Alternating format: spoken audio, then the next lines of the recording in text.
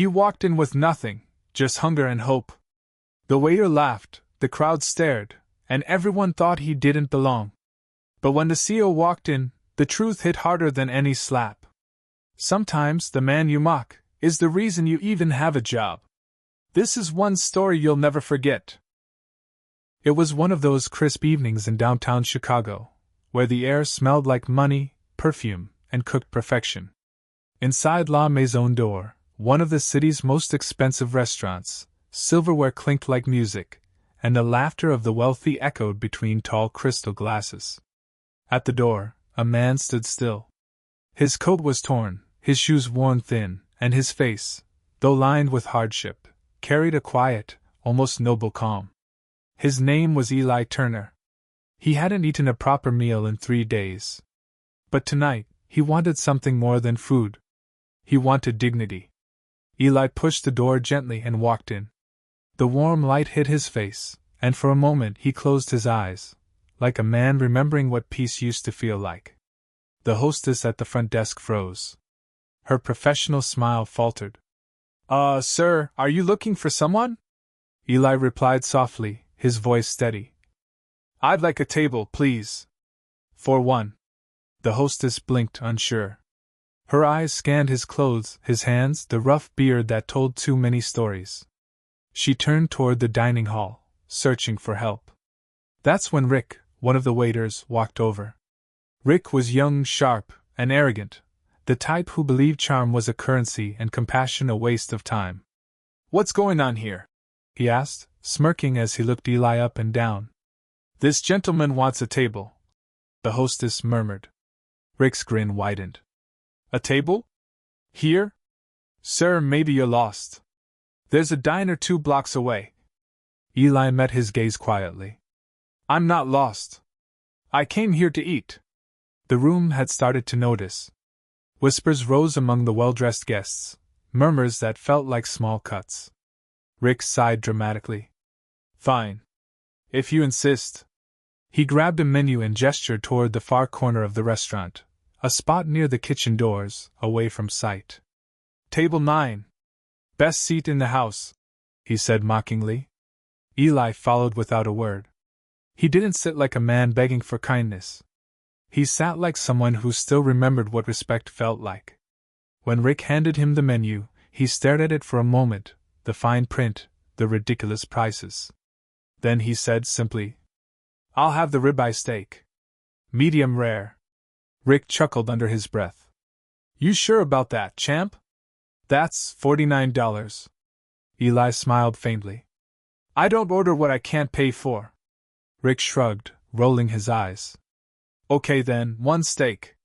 You want water? Or you prefer tap?" "Tap's fine," Eli said. As Rick walked away, he couldn't help but laugh quietly with another waiter. "Man, this city's something else. Dude walks in looking like he came straight off the street and orders steak." The other waiter smirked. "Maybe he's filming a prank or something." They laughed again. At table 9, Eli sat quietly, listening to the chatter and clinking glasses. Every sound around him reminded him of the life he used to have, the life that slipped through his fingers like sand. Once upon a time, he wore suits too. He had an office, a family, and dreams that touched the sky. But life doesn't always ask permission before it takes everything away. Now, all he had was this moment, and the courage to walk into a place where people like him weren't supposed to be. The kitchen door swung open. Rick brought the plate, a beautifully cooked ribeye steak, glistening under the soft light. He set it down with exaggerated politeness. "Here you go, sir. Bon appetit." Eli nodded, grateful. "Thank you." Rick turned away, rolling his eyes again. He leaned near the bar, whispering to another waiter. "I give him 5 minutes before security walks him out." But Eli didn't care. He cut the first piece slowly, savoring the smell, the tenderness, the warmth. For the first time in months, his hands didn't shake from hunger. They shook from disbelief that he was actually here, eating something real. He ate quietly, gracefully, as if he belonged. Because, deep down, he knew he did. A couple nearby whispered, "Should we tell the manager?" He's not hurting anyone, the woman replied. Let him be. And for a brief moment, the restaurant felt still, like the city itself was holding its breath. But Rick couldn't resist one last jab. He walked past Eli's table and muttered under his breath. Hope you got a miracle in your pocket, old man. That steak ain't charity. Eli looked up at him, calm, steady. Son, miracles happen every day. You just have to notice when they walk in. Rick frowned, confused.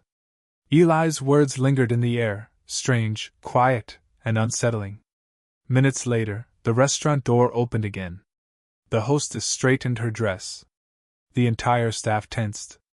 Because the man who walked in wasn't just another customer. He was Mr. Bennett, the CEO, the owner, the man whose name was carved on the restaurant's front door. Everyone rushed to greet him, everyone except Eli, who continued eating quietly. Rick smoothed his hair, standing tall. Welcome, Mr. Bennett. We have your usual table ready. But Mr. Bennett didn't stop at the entrance. He scanned the room once, his sharp blue eyes searching. Then, to everyone's confusion, he began walking straight toward the far corner. Rick froze. Because Mr. Bennett wasn't looking at him. He was looking at Eli Turner. The restaurant that had been buzzing with chatter just moments ago suddenly grew still.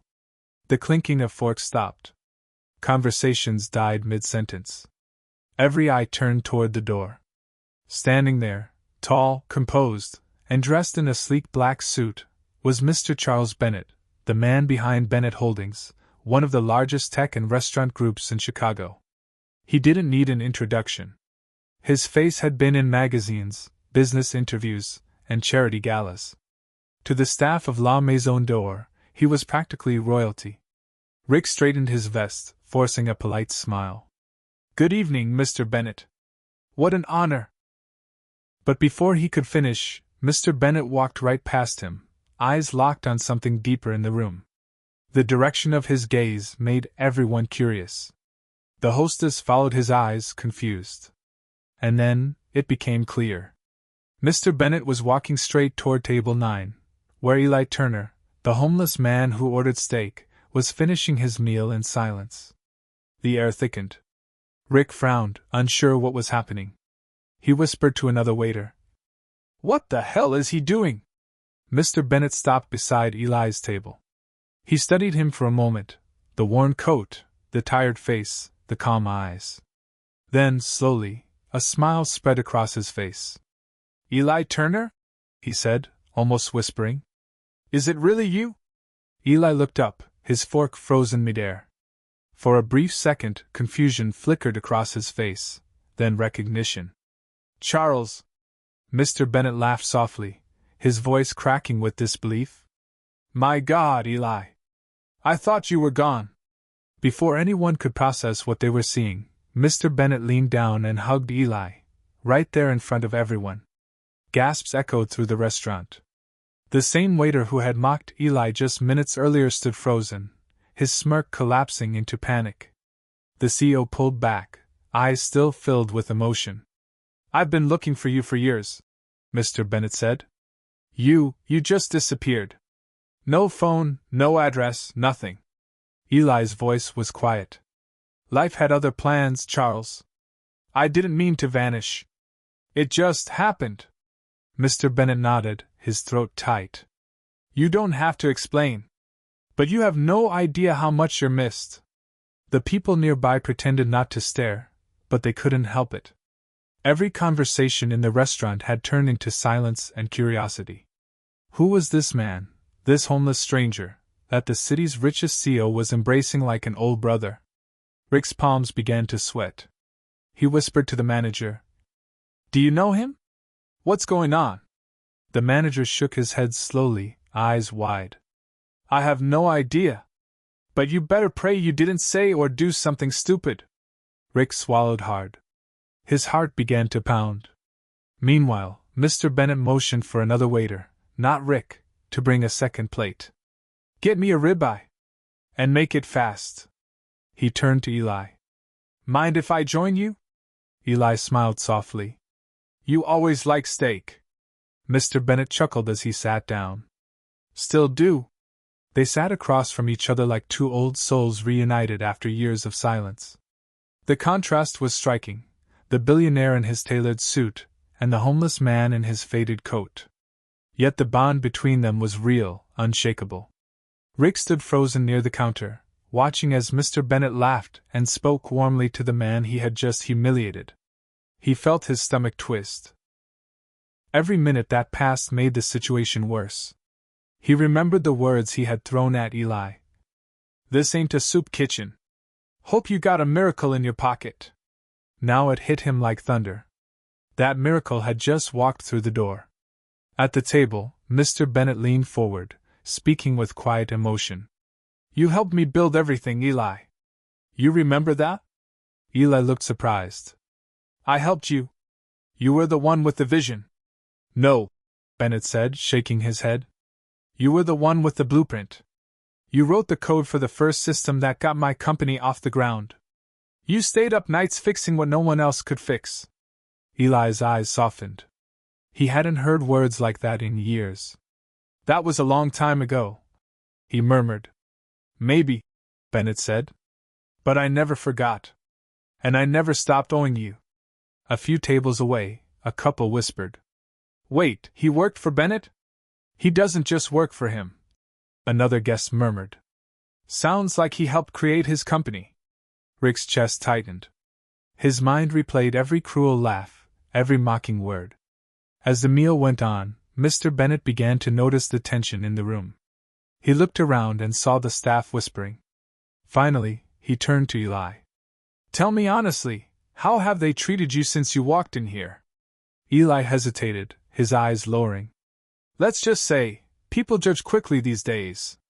Mr. Bennet's jaw clenched. "Who?" Eli didn't point fingers. "Doesn't matter. I didn't come here for pity. I just wanted a warm meal." But that calm humility, that quiet strength, only made Mr. Bennet angrier. He stood up slowly, turning toward the staff. His voice carried through the entire restaurant. "Manager! Come here!" The room froze. Even the background music seemed to stop. The manager hurried over, nervous. "Yes, sir? Who seated this man?" Bennet asked. Rick's face went pale. He took one tiny step backward. I did, sir," he stammered. Mr. Bennet turned to look at him, his eyes sharp but calm. "Then you're the one who owes him an apology." Rick blinked. "Sir, I didn't know." "That's the problem," Bennet interrupted. "You didn't need to know. You just needed to care." A heavy silence filled the room. Even the guests who didn't know what was happening felt the weight of the moment. Rick's mouth opened, then closed again. Words failed him. Mr. Bennet sat back down, his tones soft but firm. "Bring us dessert. The best you've got. And make sure this man gets treated like the human being he is." Rick nodded slowly, humiliated, and walked away. Eli sighed quietly, glancing around. "You didn't have to do that, Charles." "Yes, I did," Mr. Bennet said. "You deserve more than that steak. You deserve respect, and you're going to have it, starting tonight." Eli smiled faintly, but his eyes glistened. "It's been a long time since anyone said that to me." "Then maybe," Bennet said gently, "it's time to change that." The two men sat quietly for a moment, their plates between them, the chaos of the world fading away. The noise of the restaurant returned slowly, but everything had changed. No one dared to laugh now. Everyone who saw what happened would remember this night, the night a so-called homeless man reminded a room full of rich people what class really meant. The night outside La Maison d'Or had grown quiet. But inside, whispers still rippled through the room like waves after a storm. Eli Turner sat across from Mr. Bennet, the CEO, as dessert arrived, a rich chocolate soufflé and 2 cups of steaming coffee. The tension had eased. But for Rick, the waiter, every tick of the clock felt like thunder in his ears. Mr. Bennet looked across the table, studying the man who once helped him build his empire. The lines on Eli's face were deeper now. But behind those tired eyes was the same brilliance that once lit up every boardroom they'd shared. "Eli," Bennet said softly, "how did you end up here?" What happened? Eli exhaled, his hands wrapping around the warm coffee cup. For a moment he didn't speak. His gaze drifted toward the window, the city lights reflecting off the glass like fragments of a forgotten dream. It's a long story, Charles, he said. And not a pretty one. He leaned back, his voice low but steady. You remember the old office downtown? Back when we worked shoulder to shoulder? You had the vision, but I had the code. The algorithm. We were just two men trying to build something that would last. Bennett nodded slowly. I remember. You built the prototype that saved our first contract. You were the reason investors even looked our way. Eli smiled faintly. Yeah. I thought if I worked hard enough, I could finally give my family the life they deserved. And for a while it worked. His voice grew softer. My wife, Angela, she was my everything. She believed in me when no one else did. When the company started taking off, we finally moved into a real home. A place with space, warmth, laughter. He paused, blinking hard. Then one winter she got sick. Real sick. Doctors said it was treatable, but the bills kept coming. And no matter how much I worked, it was never enough. Mr. Bennett looked down, guilt flashing in his eyes. Why didn't you tell me? I would have helped. Eli shook his head. Pride. I didn't want pity. I thought I could handle it. I sold what I could. Took loans I couldn't repay. Worked nights at other firms while still coding for you during the day. He took a deep breath. One night I came home from work, and she was gone. Just like that. A silent goodbye. The restaurant felt heavy. Even the guests nearby, pretending not to listen, could feel the weight of his words. After the funeral, Eli continued, I couldn't go back to that house. I couldn't go back to work either. Every file I opened, every line of code, it reminded me of her. So I walked away. Mr. Bennett's voice cracked. You disappeared. We searched, Eli. We even called hospitals. I know, Eli said quietly. I saw the letters. I just couldn't answer. I wasn't ready to be seen. He smiled bitterly. You know, people think homelessness is about losing a roof. But really, it's about losing a reason. When you lose that, everything else follows. Rick, the waiter, stood frozen near the corner, pretending to clean a table just to stay close enough to hear. Every word cut deeper than the last. He thought of how he'd mocked Eli. How he'd laughed. And now, he wished he could disappear himself. Eli looked up, his eyes calm but glistening. For years I just wandered. Slept under bridges, worked odd jobs, helped fix radios for people who couldn't afford repair shops. I stayed invisible. It's easier that way. People don't expect much from you when they think you're nothing. Bennett leaned forward, emotion thick in his voice. You were never nothing, Eli. You built everything I have. The systems we still use today, your designs, your logic, your precision. It's all you. That's kind of you to say, Eli replied softly. But I don't think the world remembers the man behind the machine.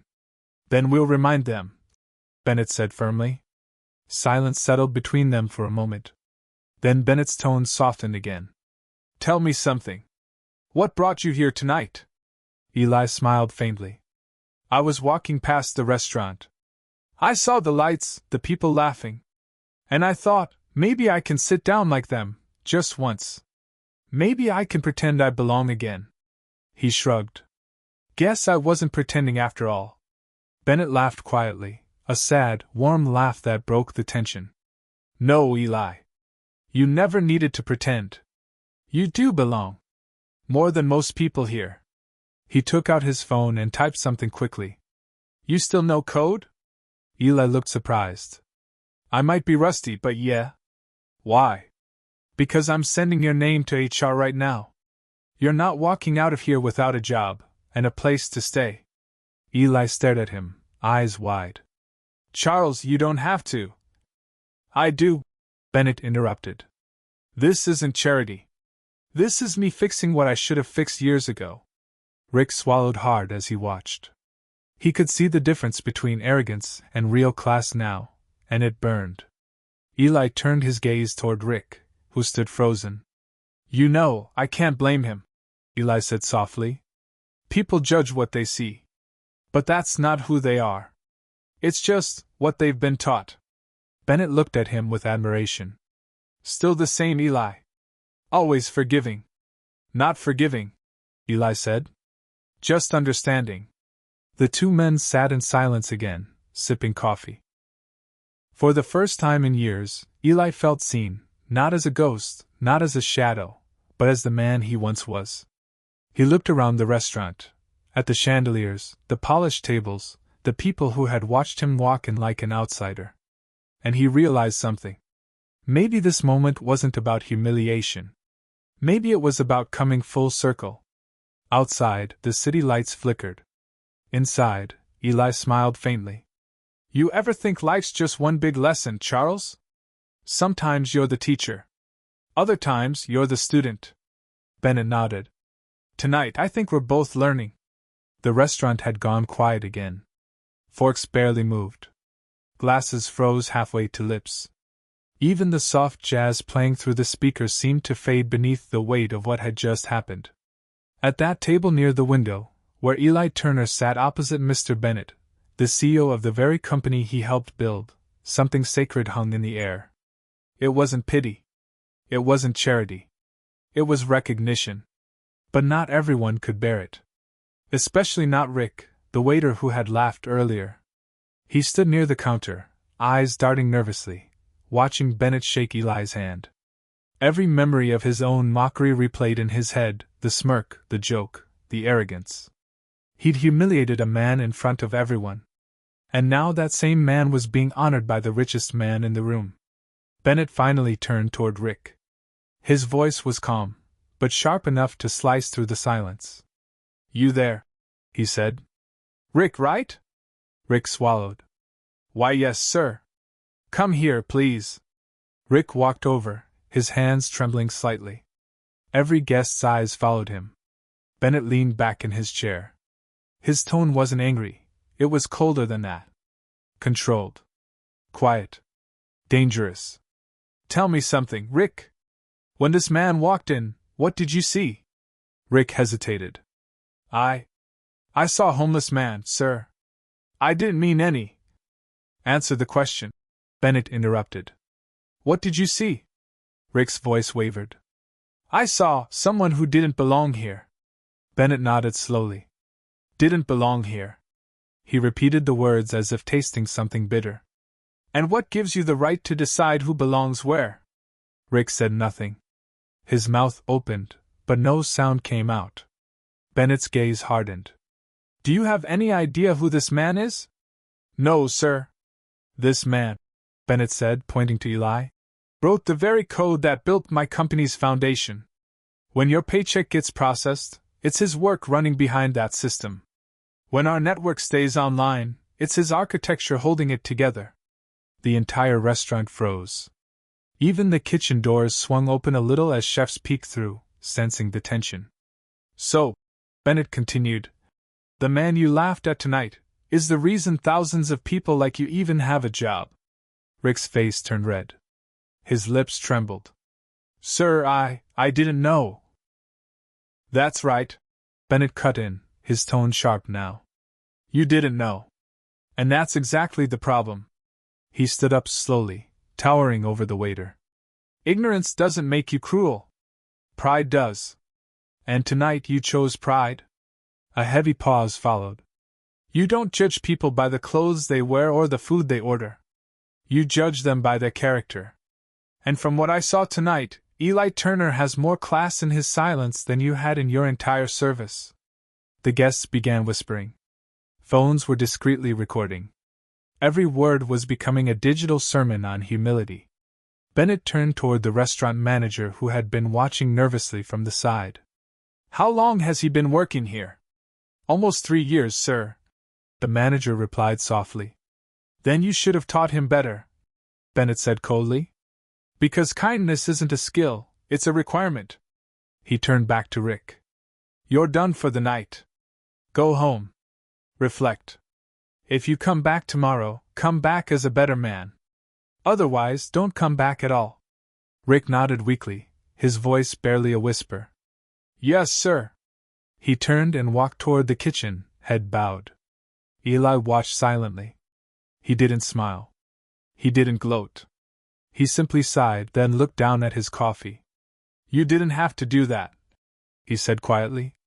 Bennett sat down again, his voice soft now. Yes, I did. The world doesn't change unless people see consequences. Eli shook his head slowly. Sometimes, mercy teaches louder than punishment. Bennett smiled faintly. You never changed, did you? Still the same heart.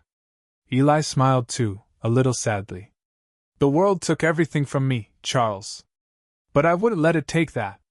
Then something unexpected happened. The restaurant manager approached their table, this time, nervously clutching something in her hand. Sir, she said to Eli, I'd like to apologize on behalf of the staff. That shouldn't have happened. Your meal tonight is on the house. And she handed him a small envelope. If you ever need a hot meal, you'll always have a table here. No questions asked? Eli looked at the envelope. It wasn't money. It was a voucher, handwritten with a personal note. For the man who reminded us what humanity looks like. Eli looked up, speechless. The entire restaurant began to clap softly. Even those who had once looked at him with disgust now looked at him with awe. For the first time in years, he didn't feel invisible. Bennett leaned closer and whispered, Tomorrow I'll have my driver pick you up. We've got work to do. Eli nodded, emotion flooding his eyes. Thank you, Charles. Don't thank me, Bennett said. Thank yourself, for not giving up. As they stood to leave, Eli glanced once more toward the door where Rick had disappeared. You think he'll change? He asked. He will, Bennett said confidently. Because tonight he saw the truth. And truth sticks harder than any punishment. Eli smiled faintly. Then maybe the world still has hope. Outside, the rain had started to fall, soft, steady, cleansing. Eli stepped into it, head tilted back, letting it wash over his face. To everyone else, it was just rain. But to him, it felt like rebirth. The man who once slept under bridges was walking toward tomorrow, not as a ghost of what he'd lost, but as a living proof of what grace can restore. And as they disappeared into the night, the restaurant lights behind them flickered. Like a quiet promise that the world, even in its cruelty, still had moments of redemption. The next morning, sunlight crept through the curtains of a modest guest room, soft light touching a man who hadn't slept in a real bed in years. Eli Turner blinked awake, half expecting to find the hard pavement beneath him again. But instead there was warmth. Clean sheets. The faint scent of coffee drifting in from another room. He sat up slowly. On the bedside table lay a note, written in neat cursive. Welcome back to the world, Eli. Driver outside at 8 a.m., Charles. He read it twice, then smiled. For the first time in a long while, he didn't feel like a ghost of his past. He felt alive. Outside, a black car waited by the curb. The driver, a tall, calm man in a gray suit, opened the door with a polite nod. Good morning, Mr. Turner. Eli chuckled softly. Haven't heard that title in a while. As the car moved through the city, he stared out the window, at people rushing to work, coffee in hand, phones to their ears, unaware of the man passing them by. They didn't know that somewhere behind the apps they used, the systems they trusted, and the code that kept their lives running, was a man who once slept beneath the same bridges they drove over. When the car stopped, Eli looked up and froze. Before him stood Bennett Innovations, a towering glass structure, shimmering in the morning sun. His name was once on the blueprint of this very building. It had been years since he'd seen it in person. Back then, he was one of the company's brightest minds, until life fell apart. Until betrayal, burnout, and bad luck swallowed him whole. Now, he was walking back through the doors he once designed.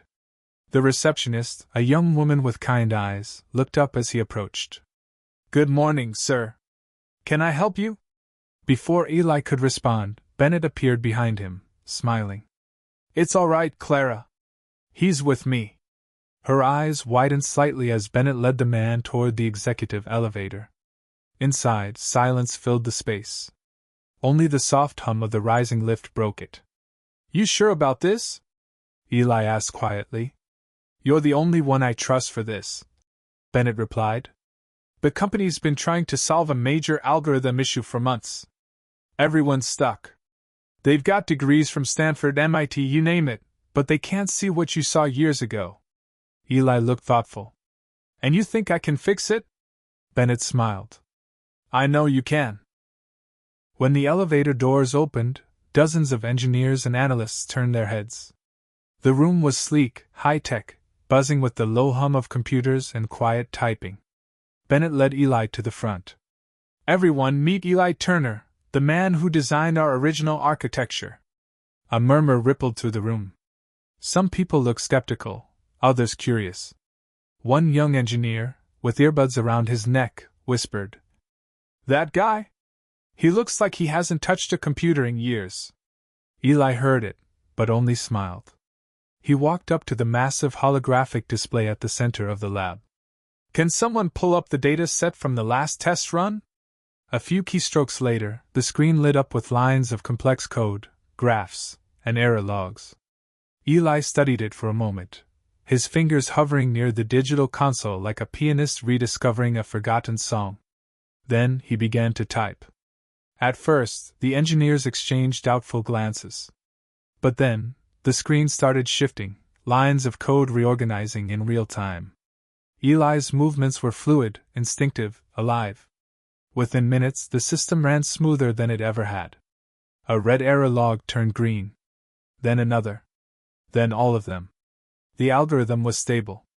Optimized. Perfect. The room erupted into stunned silence. How did you do that? One of the engineers asked, disbelief in his voice. Eli smiled faintly. Sometimes you can't find answers in equations. You have to feel the rhythm of the logic. Code isn't math, it's music. Bennett stepped forward, pride gleaming in his eyes. Ladies and gentlemen, he said, the man you just saw at work was once sleeping on the streets outside this very building. Gasps echoed. The difference between failure and genius, Bennett continued, isn't luck, it's what you do when life throws you away. He turned to Eli. And Eli refused to stay thrown away. The room filled with applause, not polite, but soulful, thunderous applause. Eli's eyes watered. He turned slightly, embarrassed, whispering to Bennett, You didn't have to tell them that. I did, Bennett replied. Because they need to know what real resilience looks like. Later that day, Bennett invited Eli to his office, a top-floor room overlooking the city skyline. He poured 2 glasses of whiskey and handed one to Eli. So, what's next for you? Eli looked out the window, at the city that once ignored him, now glowing in the sunset.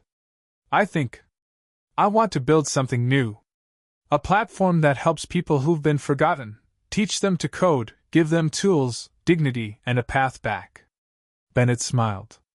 You've got the resources. I'll back you all the way. Eli turned to him, eyes glistening. You already did. You believed in me when I couldn't afford to believe in myself. They clinked glasses. To second chances, Bennett said. To never judging a book by its cover, Eli replied. That night, Eli walked out of the building alone. He paused on the sidewalk, feeling the evening breeze on his face. Across the street, a man in tattered clothes was digging through a trash bin, just like Eli once did. Eli crossed over quietly and tapped the man's shoulder. Hey, he said softly. You hungry? The man nodded shyly. Eli smiled, handing him a folded card. It read, Come by this address tomorrow morning. We're hiring. The man looked at him in disbelief. Who are you? Eli smiled. Just someone who's been where you are. As Eli walked away, the city lights reflected in his eyes like a constellation of chances. Every flicker a story of redemption, every glow a reminder that sometimes, the people we overlook are the ones building the future. And somewhere inside the tall building behind him, Bennett watched from his window, smiling quietly, proud of the man the world almost forgot. Because in the end, it wasn't just a story about success. It was a story about grace.